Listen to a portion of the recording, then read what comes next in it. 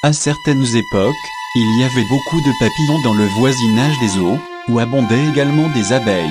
On sentait l'odeur des marjolaines, du thym, du serpolet, surchauffés par le soleil méridien, et Agam faisait lever quantité de papillons, les uns aux larges ailes noires, les autres tout petits, d'un bleu céleste.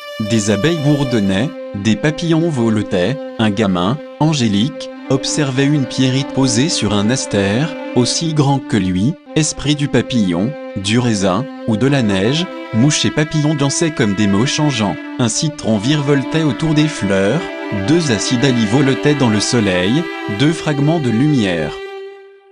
J'ai horreur des papillons, je n'ouvre jamais les fenêtres de ma chambre que le soir, et prends bien soin de tenir les portes toujours fermées.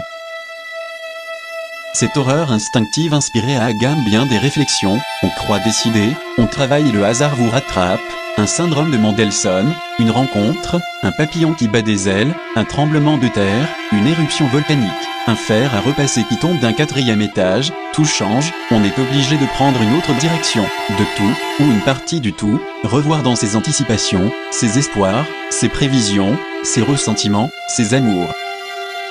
Agam cherchait à s'habituer à l'éventualité possible où l'obligation de risquer sa vie s'imposerait à lui.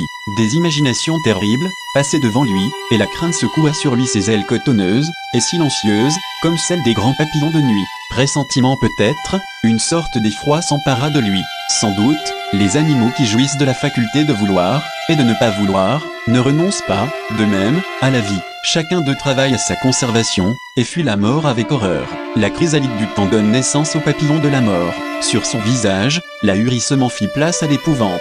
Ses fantômes, et les papillons, venant, tourner autour de sa tête, accompagnaient ses pas, vers Dier et Saint-Pierre.